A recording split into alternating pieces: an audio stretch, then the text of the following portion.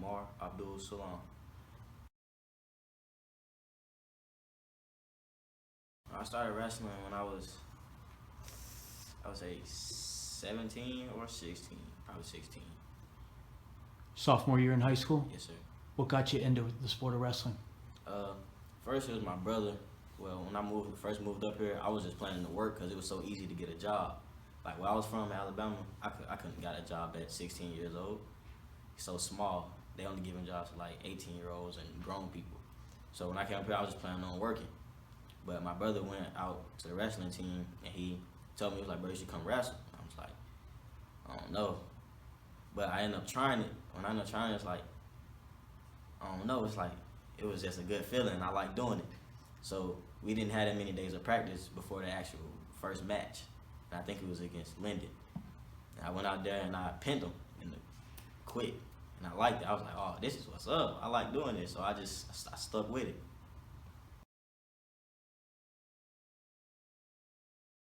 What got me hooked on it?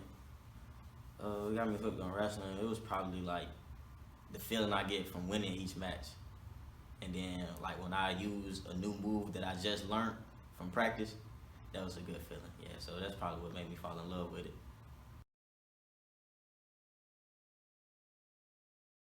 Oh, gosh, conditioning. Oh my goodness. We had to run up steps, down steps, then do miles. Then it's like he tired me out just to keep wrestling. It's like, bro, like, can I get a break? But I understand that's what's needed to compete at the top of my game.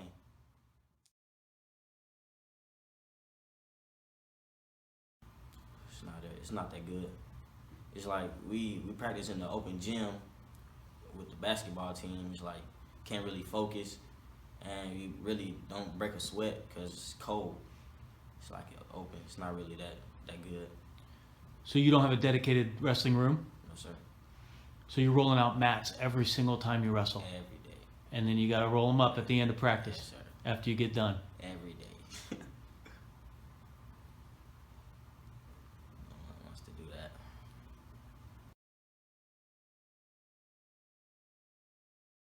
that. This year, I really came in planning not to take any losses. I wanted to make a name for myself this year. This was going to be my glory year, I guess you could say. But I took a couple of L's, took 3 of them. But I think they made me better, for real. They made me better because, like, my first one humbled me down because I just thought I was the stuff. But I got humbled down and I started back working harder, doing the stuff that I need to do when no one's around, when no one's looking. I think that's what makes a person a champion or great. When no one has to tell you to go take a run, go work out. When you just know that's what's needed to get to the top. Did you know you were going to be a district champ and a state qualifier coming into the season this year? I mean, I didn't know, but that was the goal. Sectionals. Me and Coach Rocky, we had it planned out. Sectionals champion, step 1. District champion, step 2. And being on the podium at states was step 3. I didn't get to go through with step 3. So in Ohio, there's no state tournament this year. Yeah. How do you feel about that? Pretty heartbroken about it, but I kind of understand with the virus stuff going around. Nobody wants to get sick and all that, but I put a lot into this, and it just hurts. What were you hoping to accomplish at the state tournament? I was really just looking to. First, I was doing it for me. I was doing it for my family, and I was doing it for my coaches. And then I was doing it for the exposure of getting to a good school and continue at the next level. Were you able to sleep after night 1 in districts? No, sir. What were you thinking? I was just so ready because I was excited. I was excited of how I came out with the first match. I was like, oh yeah, I can't wait. I just can't wait. And I didn't even go to sleep till probably 12, 1 o'clock. I didn't tell them that though, so I just told them myself. But I just couldn't sleep. It just felt so good because I felt like this was my year. I just felt it. I just had that feeling. So you wake up in the semis, right? Yes, sir. What's that what's your mindset before you step on the mat, semifinals at districts? He's in my way. He's trying to stop what I'm trying to accomplish. So I wrestle with an attitude. Fast forward to finals. Now everybody's looking at you. 106-pound district finals. You versus the other guy. What are you thinking? Same thing. He's in my way. I just can't let him beat me. I gotta leave my heart on the mat. This is what I really want to commit to. I really want to go to the next level, and I really wanted to go out with a bang. So, had to go hard or go home. That's how I look at it. Semifinals, you get the win. That puts you through to state. Was there any bit of relief once you found out you knew you were going to be a state qualifier? Yes. It's actually funny because after I won, I was about to run off the mat and just run straight to my coach and like, yes, go. But I forgot that I'm still at the mat, how to shake the other person's hand and be, feel me, cordial or whatever. But yeah, it was a bit of relief.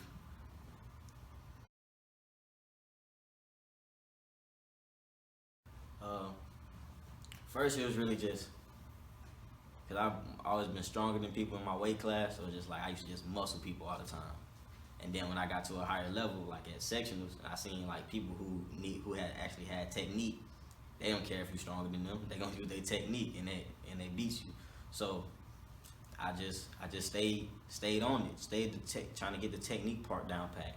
And when I finally understood, like it was about leverage and all that, I finally understood, and I can use my technique plus my strength, and I was just coming together.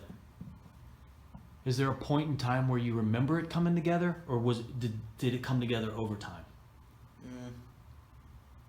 Well, I remember like towards the end of my my junior year, I felt myself becoming more technical. I felt it. It was just like, because usually I'll just like pick people up and just slam them down. They just told me stop doing that because that can cost you a match if they didn't want to continue. So it's just like I just like stopped thinking about, because usually I have to think about a move before I do it, and by the time you're done thinking about it, you miss your window. So it's just like, instead of just thinking about it, just like with the drilling, it comes natural. Everything comes natural, and we drill so much. And I practice with other teams as well, so it's like I learn stuff from them too. It's just good.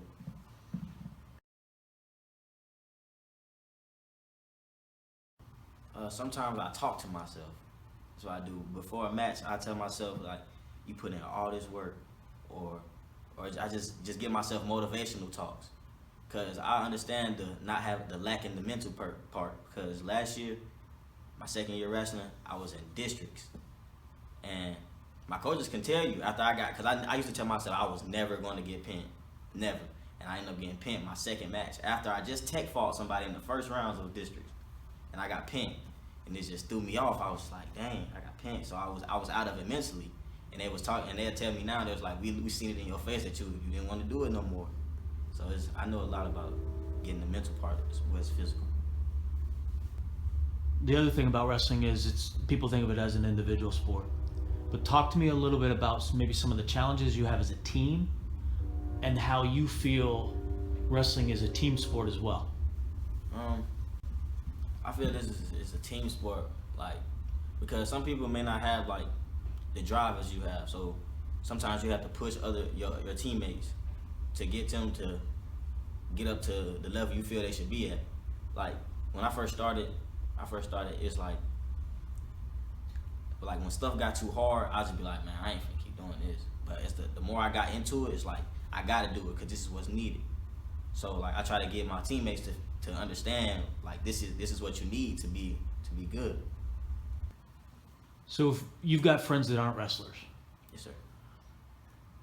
what's the best way to describe the sport to your friends that have no idea what wrestling's all about? What do you say to them?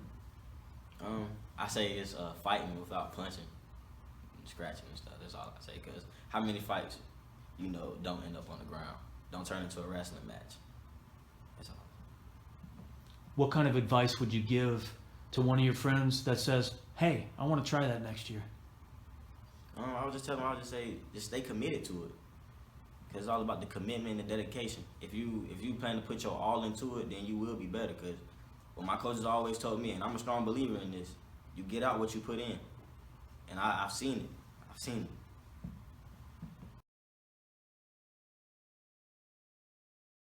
And looking for the right fit for you, what does that mean when it comes to the whole picture of wrestling in college? It's really just all about like, it's about like, would I be able to stay focused in my environment? Like, would I be able to just sit down, be able to get my work done, and still be able to perform at my best on the mat? So, it's all about, I don't want to be too big or too small. It really don't matter. It's just, I'll have to go visit, and then if it feels right, then I'll know it's right. So you're 106 pounds as we sit here right now, maybe a little bit more after finding out we don't have to make weight, right? But you're looking at being a career 125 pounder, right? Yes, sir. All 4 years. So we talked a little bit off camera about how coveted a career 125 pounder is at any level. Sure. What else do you feel like you would bring to a team besides a face, a skill, and a weight class? I feel like I could bring, like, when you get to know me, I guess I say I'm funny. I don't know, but I'm a nice person to be around because I just like good vibes. If you understand what I'm saying, yeah. So just bring a lot, probably energy, good energy to the school. How important is college to you? It's very important because the way things are nowadays, it's like you need a college degree to get better jobs, and I think education is important because like without education, like what can you do for real? Really nothing. But I just feel that if I go to college, that will help my life for good. All right, it's great that you're going to be able to bring some fun, some levity, some good times to a future team. But I really want to know what you're about. What are you actually going to bring as a person? As a person, all right. So I had the mindset where it's like I got to work harder than my opponent. If he's doing 2 laps a day or 3 laps a day or a mile a day, I have to do 4, I have to do 5, I have to outwork him, I have to be better than him.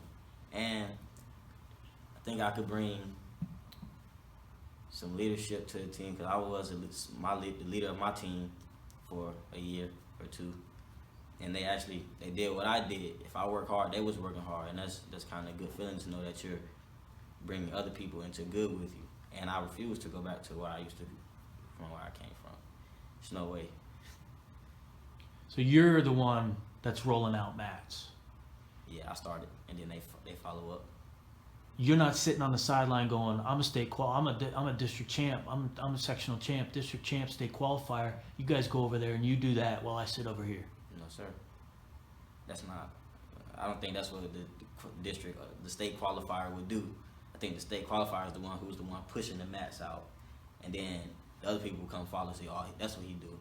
So that's why he got where he's at, cause he's taking initiative, and whatever coach tell me, I'm on it.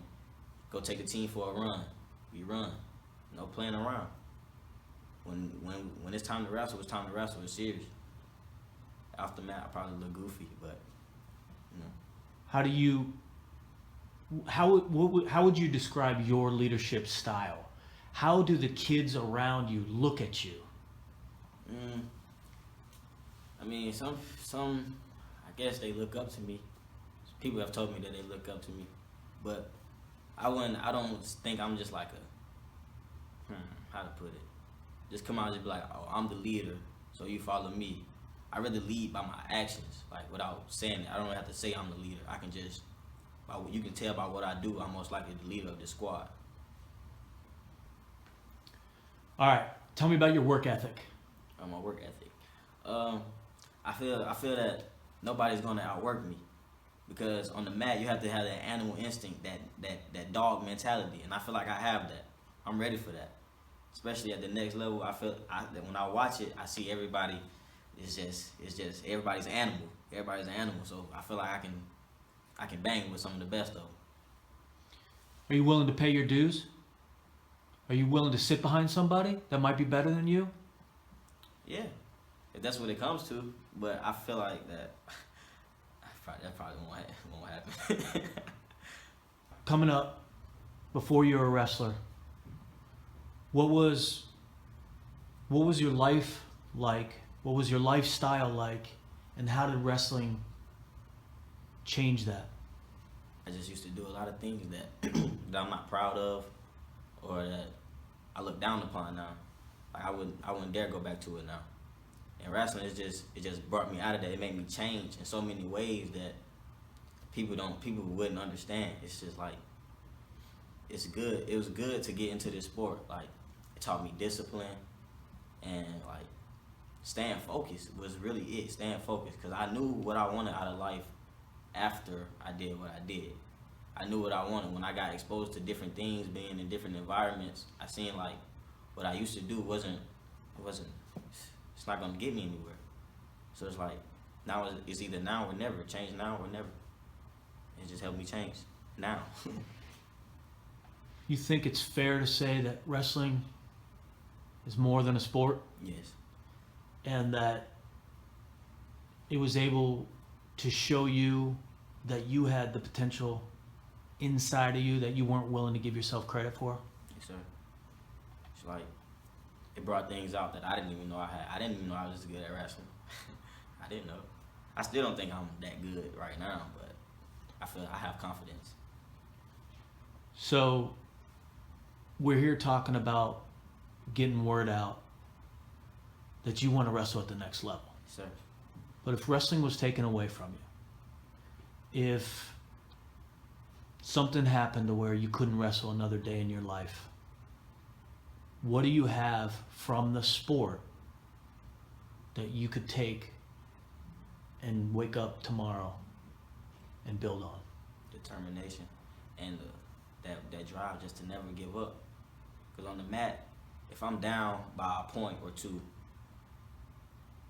if you give up, then you lost. But if you keep going, ain't no telling, you could still probably either win, even end up winning that match. So it's like, say if I couldn't wrestle again, I would still want to go to college, and I still could have the grades to get an academic scholarship. So I would still go to college and try to better my future. So you mentioned Amar. He's your 106 pounder. He's a sectional champ, a district champ, a 3-time city champ. He's got a little bit of history, a lot of history with it actually, Yes. because he goes all the way back to '66, Yes, sir. the last time Columbus East had a district champ, right? Yes. Tell us a little bit about Amar. Amar, he's a great kid. You know, he's probably one of the hardest workers I've coached so far. You know, I'll get to practice and he's already got the team warming up. He's not one of the ones I have to stay on top of, but I stay on top of him anyway, make sure grades are first, so, that's one thing that I stay on top of the kids about. And I mean, he does what he does what he needs to do in the classroom. He gets things done, and he's just a natural leader. As far as wrestling goes, you've sat in the corner now and watched and been witness and coached. What are some of the intangibles that he's going to bring to the mat when he steps on that mat at the next level? I mean, he's a natural born leader. He listens well. He trains hard, and whoever gets him, they're getting a diamond in the rough. He's only been doing this 3 years, and everything he's accomplished, in these 3 years. There's some kids been wrestling since they were 5 years old and don't get some of the accomplishments he's done. So I can only imagine, where he's going to be with further training, further, as he gets, as he goes further into the sport. Fast forward to that graduation day with the tassel and gown and all that kind of stuff. Do you have any doubt in your mind that Amar's going to make it? Oh, not at all. Just seeing from where he came from to where he is now, I see a completely different kid. He's more focused. He knows what he wants, and once he sets a goal, he's going to reach it. You know, nothing's going to stop him. You know, if I tell him to run through the wall because it's going to be, you know, bright behind it, he's going to try to get through that wall by any means necessary. So, you know, he's dedicated. You know, so there's no doubt in my mind that he's going to be turning that tassel.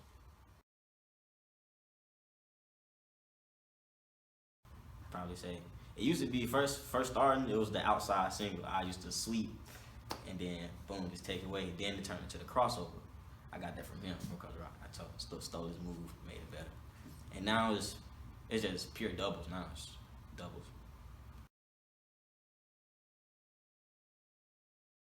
My favorite move to hit, probably the outside single.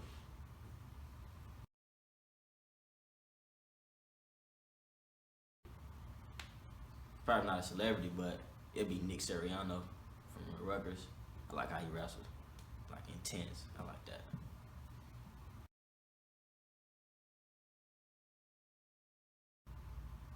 My greatest fear would probably be knowing I could have went harder and didn't put in the work, and then in the future everything don't become what I wanted to be because I didn't do what was needed. That's probably it.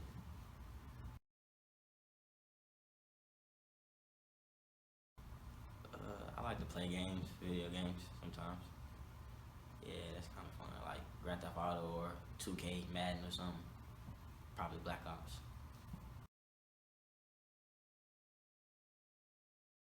You know, first and foremost, I would like to thank God, thank Allah for everything He's blessed me with. And first, I'd like to thank you for having me here. Thank my coaches for being with me every step of the way. Coach Bob, Coach Rock, and Coach Ant. They always had my best interests at heart.